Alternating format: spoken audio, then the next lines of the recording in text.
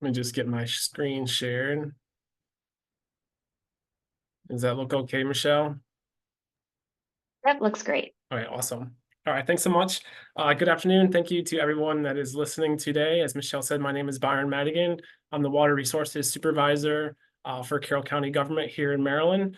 Today, I'm just going to share some results. The temperature monitoring our group has been performing with Upland Stormwater BMPs, and whether those design modifications can have an impact on reducing the thermal load to our receiving streams themselves. So just some location and background. Carroll County, we are located entirely within the Piedmont Physiographic Province region of Maryland. We are really what most consider a true headwater county. We have consisting of 4 different Chesapeake Bay river segments shown in the map there. So the majority of the eastern half of the county drains into the Baltimore City drinking water reservoir systems of Pretty Boy, Lock Raven, and Liberty. The western half of our county flows to the Monocacy River through Frederick County and then ultimately into the Potomac River. And then there's also a small section there in the north, you can see in the yellow, that flows into PA and ultimately the Susquehanna River basin. So this map shows the current stream use class designations for our county, and about 86% of Carroll County is either designated use 3 or use 4 stream.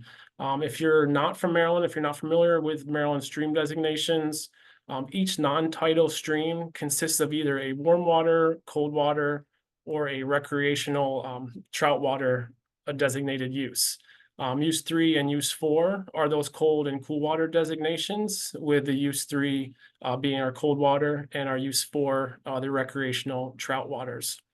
So with resources like the multiple year classes of the Pascal brown trout and native Pretty Boy brook trout is shown there. So implementing stormwater practices that could potentially reduce thermal impacts to our receiving streams, particularly with temperature TMDL on the horizon, has become more of a focus for us, just in addition to our sediment and nutrient reductions from these urban areas that we're currently doing with our projects. Also there on the map, you'll see those 2 yellow dots. They are the 2 locations being monitored that I'm going to share today, and they're right near the city of Westminster.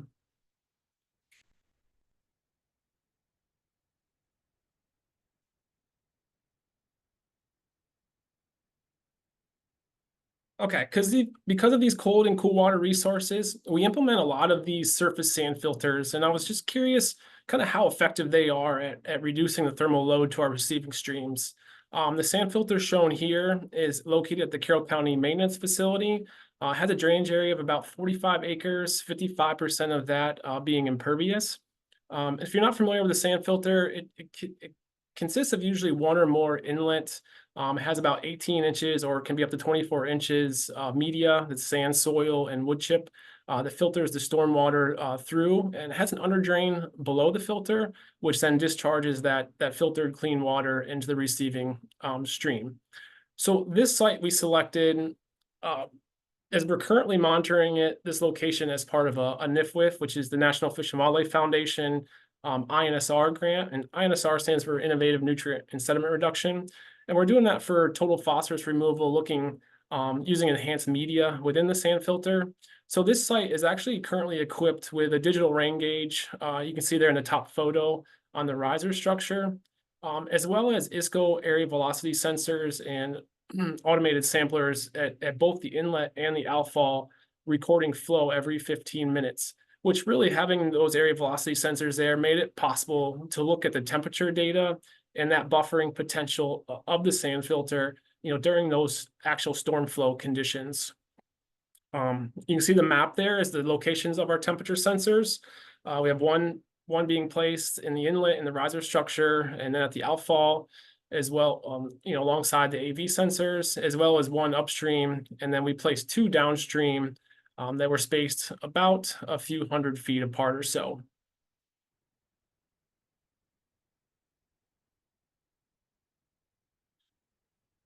So you can see the background picture. This is the sand filter full of water at this facility, the reverse picture. So we've had temperature sensors at this location, and we've been continuously monitoring since about 2019 thermal season. So this chart here shows the significant kind of rainfall events during that times, and then of course the ones that I'm going to focus on today, which were back in 2019 and 2020. 2023 was really dry for us and was actually the first season since we started monitoring that the channel was dry and the sensors were pretty much dewatered almost all the time. And then in 2022, we had some damaged equipment in the inlet that prevented us from comparing that buffering capacity between the inlet and outfall. So I'm just wanting to focus on this 2019 and 2020 data, and we have the full range from all the locations. Okay, so for each storm in the following slides, there are going to be three different graphs. The stream temperature above and below the outfall, the inlet runoff, and outfall discharge temperature observed at the sand filter, and then of course the storm flow that was measured by the area velocity sensors, which is what is highlighted or shown here. So the inlet flows off the impervious is in orange, which you can see the peaks at 4, 5, and then just over 3 CFS from the various rain intensity. Whereas the blue line there is the outflow coming from that underdrain of the sand filter.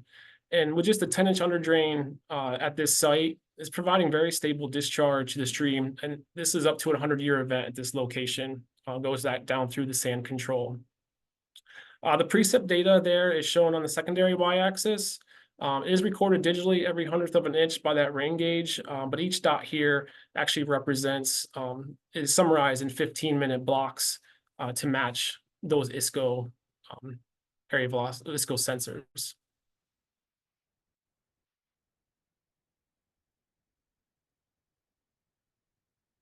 Okay, so the second graph here illustrates the runoff and discharge temperatures of the facility during that storm flow conditions. Again, the orange represents the inlet, and in this graph looks at is the pre-treatment temperature data, and the blue line is the temperature of that sand filter outfall. You see those two different lines. There's a solid and a dashed line. So that solid line is the temperature while the sensors were inundated with storm flow, and the dashed line indicates those ambient conditions when it was dry. There was no flow over the sensors. And during ambient conditions, when there is no flow, that inlet sensor actually stays quite cool, is being located, within that pipe underground, whereas the outfall sensor is exposed at the end of the pipe and can get quite warm at certain times of the day.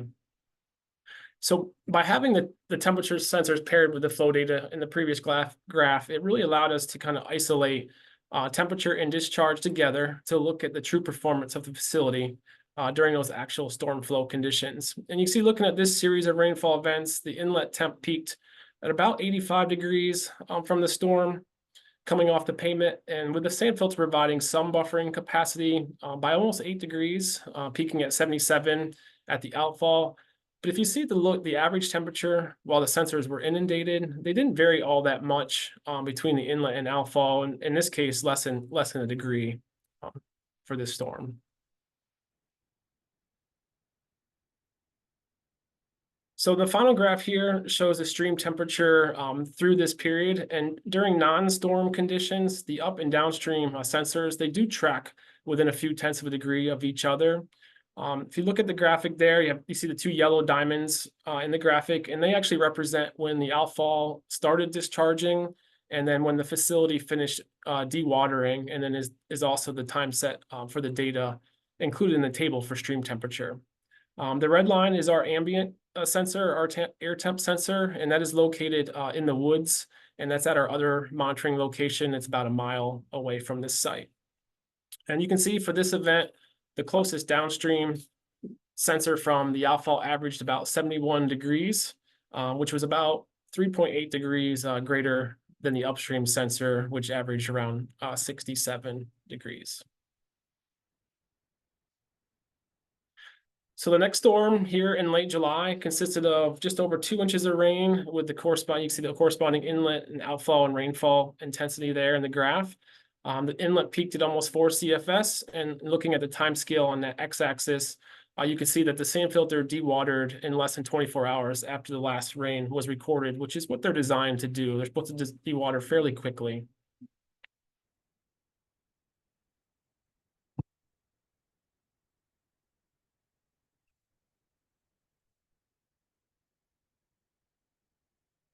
Okay, again, the dotted line is ambient conditions when the sensors were dewatered, and the solid line when they were inundated with flow from the event.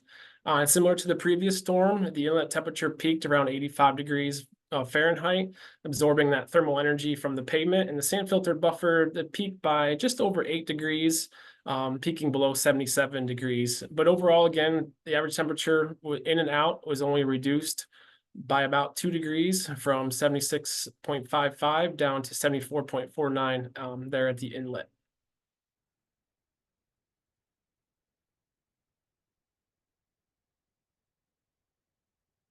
Okay, and the final graph here for this storm, again, is the stream temperature. And again, yellow dots represent when this facility started and finished dewatering.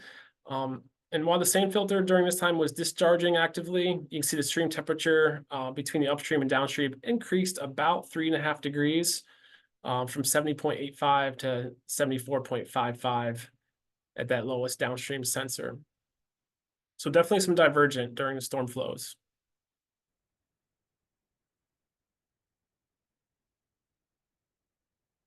Okay, this next storm was in early July of 2020, so the following summer thermal season from the previous storm, and was a late evening thunderstorm. We see just over an inch of rain at this location, and you can see from the one dot at the 0 at the 0.5 on the secondary y-axis that about half of that precip was received in that 15-minute window, which is kind of evident from how flashy that inlet data is shown there in orange.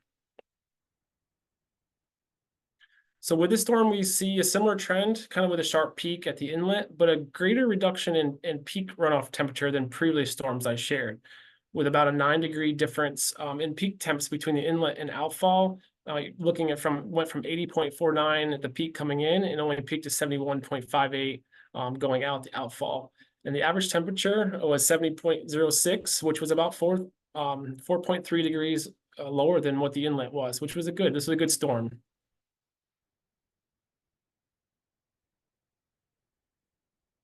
Okay, and finally, the sand filter during this storm seemed fairly effective at reducing those overall temperatures. The difference in stream temperature between upstream and downstream while it was discharging only varied on average by about 1.5 degrees from 67.96 upstream to 69.22 downstream.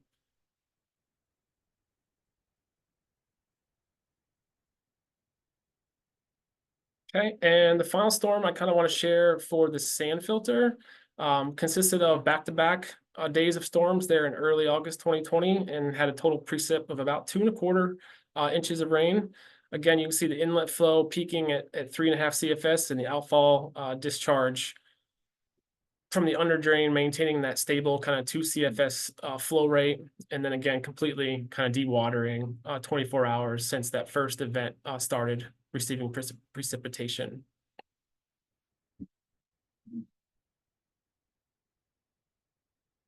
And again, similar to previous events shared, the inlet always is going to match that discharge graph with fairly pronounced peaks. However, the ambient temperature during this event was about 10 degrees cooler than the previous storms I shared. So the inlet peaked only around 77 degrees compared to the 80-degree and plus greater peaks that we were seeing from those previous storms and previous slides. The outfall was 3.5 degrees cooler than the inlet, with less than 1 degree difference in average temperature between the inlet and outfall itself.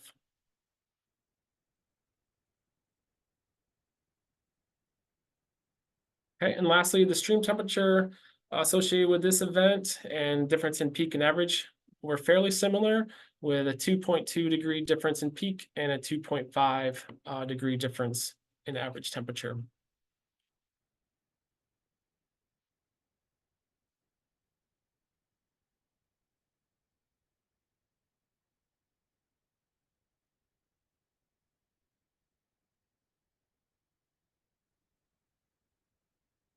Okay, so for me, the biggest takeaway from this monitoring was really the sand filter's ability to effectively reduce those peak temperatures coming from the impervious.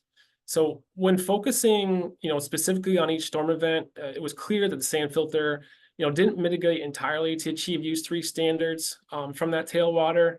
But when we look at that kind of entire thermal season for those 2 years, the downstream sensor only exceeded 68 Fahrenheit, which is at 20 degrees Celsius, only about 10% of the time. And that 10% criterions or exceedance criteria is one of those water quality standard requirements of a use 3 cold water stream. So to me, this was pretty encouraging and promising. When we focused specifically on each storm event, it was clear we weren't achieving that 68 or 20 degrees Celsius we wanted. But when you look at the data as a whole, it was encouraging to think that maybe a lot of these cold water species can find some refugia, during these times, and still have results that look like this. So at the sand filter, we are monitoring is ongoing for 2024. We've made just a few minor modifications to time frequency. We've always followed just DNR kind of protocols for stream temperature, QCing and deploying. But this year we've actually reduced the interval down to 5 minutes versus on both temperature sensors and the area velocity sensors that are measuring discharge. Versus how they were programmed previously were 20-minute intervals.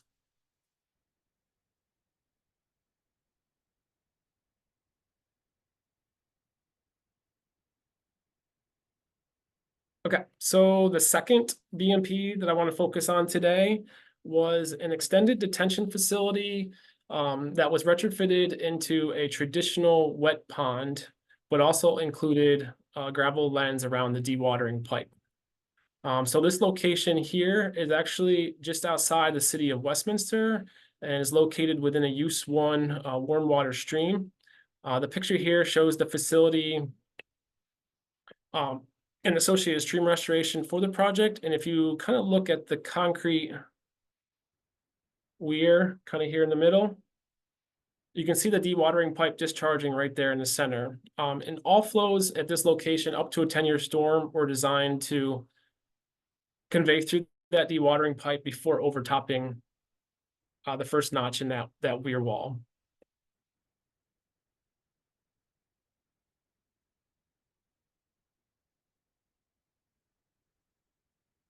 Okay, so the Willow Pond, the site was selected to have the gravel lens installed for kind of a few different reasons. One, it's located within a Use 1 warm water stream. So for us, it was kind of no harm, no foul on testing temperature performance from a wet facility.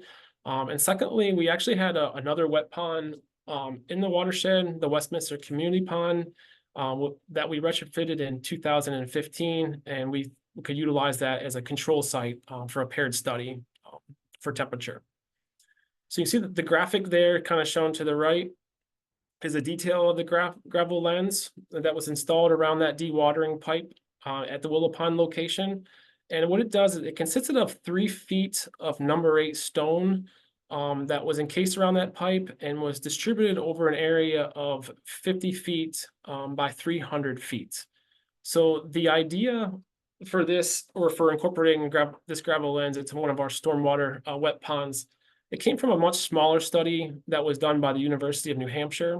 And really, our goal was to see, can we get a positive thermal response on a much larger scale that may potentially enable us to have another tool, in our stormwater implementation toolbox for use in maybe not cold water streams, but cool water streams, where dry facilities aren't always necessarily feasible to implement for stormwater mitigation controls. And Michelle mentioned the CSN Bubba Awards, which is the best urban BMP in the Bay. I just had to put a plug in there. This location received a second, I think, in 2022, but Michelle could certainly verify that. I feel like I should have made it first, but we got first the previous year, so I kind of couldn't get first 2 years in a row. So just had to put that plug in there for Bubba. Okay, so this aerial shows the location of each sensor for this paired study. The Willow Pond with the gravel lens is located to the east and includes sensors upstream, downstream, an outfall sensor, as well as a sensor suspended in the facility by a buoy. The community pond control site there to the west consists of an upstream sensor, a downstream sensor, as well as an outfall, and that's where the ambient sensor located within the wooded area is that I mentioned at the sand filter.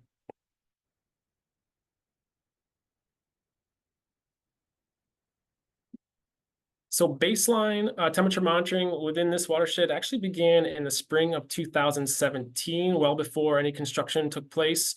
And then the construction of this facility, the gravel lens at the Willow Pond, was done pretty much throughout 2020 when a lot of us were home from COVID. This facility was being built then.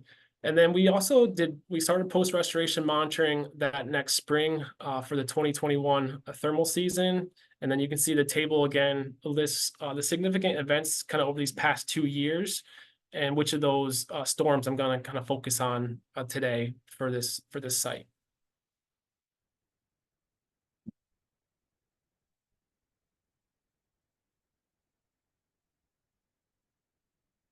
Okay, as I mentioned, this retrofit was completed near the end of 2020. And that next spring, we reinstalled that outfall sensor from the baseline monitoring into the plunge pool. And then a buoy sensor we deployed that was suspended within the middle of the water column. And we did that using the GNU shown there in the picture. And if anyone ever thought about using or buying a GNU, big and heavy and bulky, just don't do it. It's thing's been helpful, but a pain to lug around to download these sensors. So during that first season in 2021, the only sensor measuring temperature from that gravel lens was just within the plunge pool. And you can see the arrow pointing at the PVC pipe holding that sensor. That it probably wasn't, with the size of that orifice pipe and related to the size of that plunge pool, the sensor probably wasn't accurately recording the true performance of the gravel lens during those discharge conditions.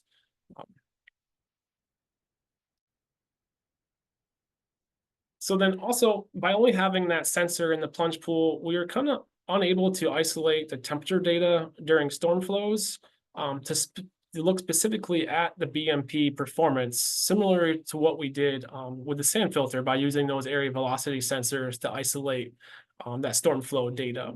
So many of the storm graphs kind of looked like this. You see that temperature bump in the buoy sensor as well as the outfall sensor of the control site during storm runoff. But it was really difficult to kind of decipher, whether that plunge pool sensor was related to actual BMP performance or just general diurnal fluctuations, throughout the day. So through a monitoring grant was funded by the Chesapeake Bay Trust that I'm working on with the Center for Watershed Protection, I've become very familiar with using these Hobo U2OL pressure sensors. So for the 2022 monitoring season, I decided to install one of these sensors within that orifice pipe to see if we can kind of separate temperature data from those dry ambient conditions versus when the sensors were kind of inundated and flow was observed.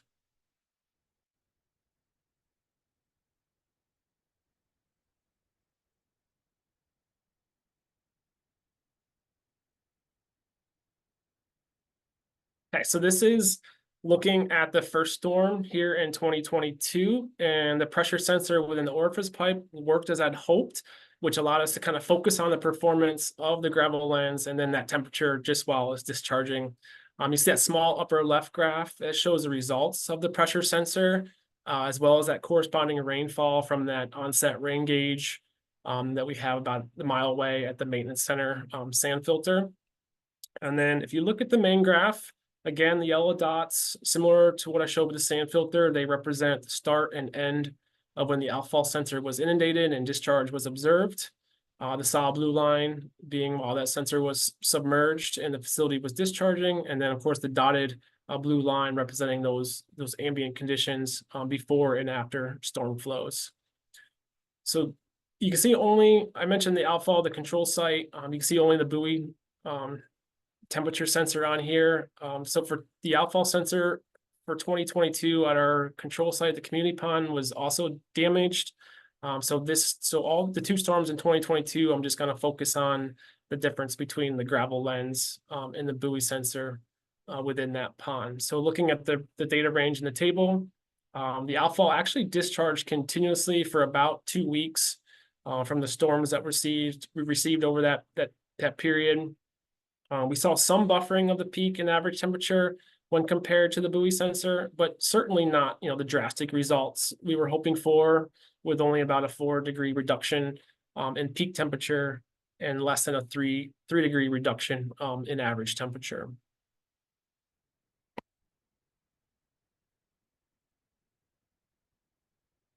Okay, so looking at just a singular storm, remember that last one went for over 2 weeks with multiple rain events. So looking at just a singular storm event from August 2022, it's much shorter in duration. Again, the smaller graph at the top is the outfall discharge level from the pressure transducers, with a corresponding rainfall shown in red. We see similar results here as we did with the 2-week data set I just shared, about a 5-degree difference in peak temperatures from 82.5 to down to 72.5, and almost a 4-degree difference in average temperature between the buoy and outfall pipe sensor of the gravel lens from 80.8 down to 77.1 degrees.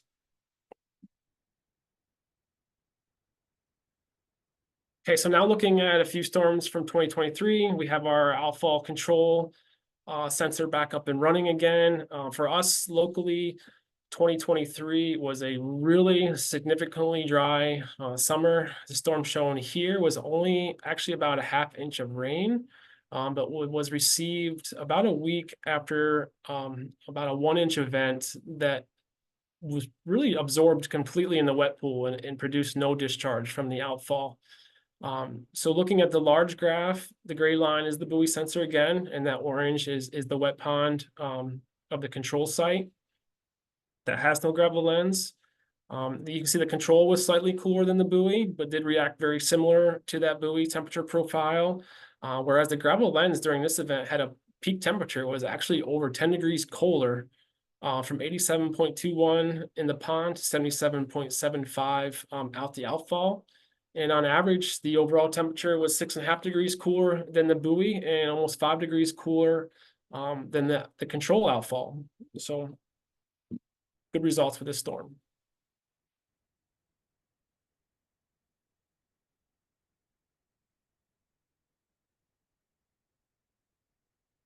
Okay, and the last storm I wanted to share for the gravel lens was in early August of 2023 and consisted just over of inch of rain. Again, we see similar trends as the previous storms, in which there was about a 5-degree reduction in peak temperatures from 82.8 down to 77.92, and almost a 4-degree difference in average temperature between the buoy and gravel lens sensor from 79.87 down to 76.28 degrees. So just like the sand filter, we've continued monitoring for 2024. This year, again, after ice bathing and QCing our loggers when kind of launching them, just like at the sand filter, we set their sensors to record every 5 minutes to kind of acquire some more robust data during these storm conditions. And like I said, mentioned earlier, it wasn't maybe the drastic results we were hoping for, but definitely encouraging seeing some of these big reductions in peak temperature and even average temperature from what we're kind of used to with stormwater wet facilities, and knowing how much of a thermal kind of sink they are. Yeah. Okay, so following up on the gravel lens incorporation at the Willow Pond retrofit, we are currently in the design phase of one additional retrofit to kind of look at that potential change or buffering of temperature from stormwater runoff.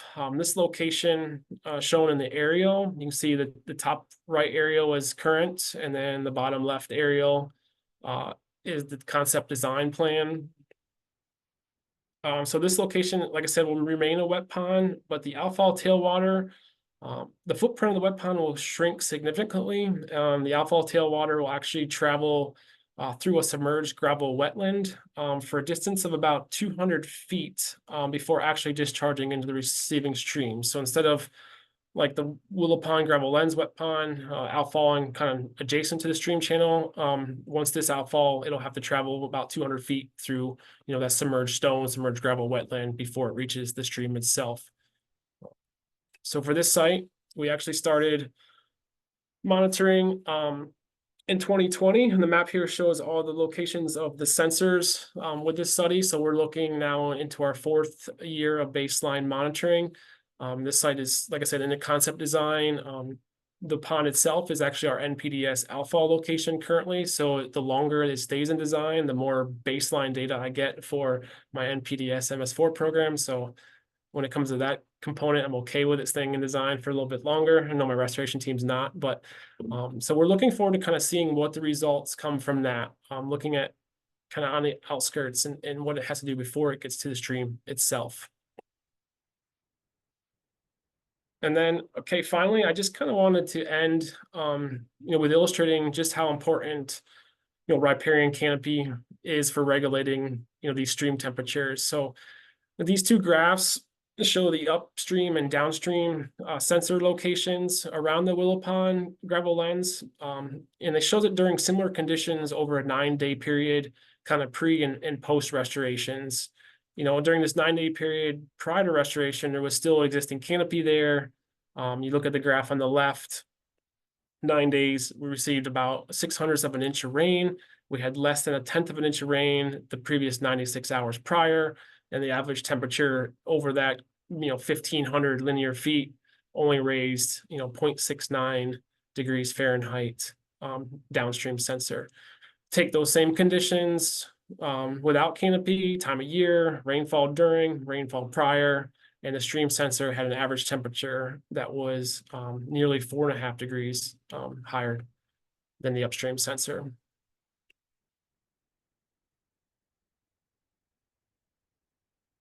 Okay, I just want to thank, my current admin, my previous admin for, looking at some of these restoration types of facilities, allowing us to monitor. I want to thank, my floodplain management specialist, Pat Varga. I know he's on the line today, I think, for helping me lug that GNU around from each site over the years. And then, some current staff, Garrett Tucker, my water resources technician, and some previous staff, Ashley Treese and Tracy Eberhardt, for a lot of their field work and just helping get these sensors deployed and downloading the data. And yeah, so thank you very much. You, Byron, that was great. Let me turn my camera back on. I'm going to stop the recording here.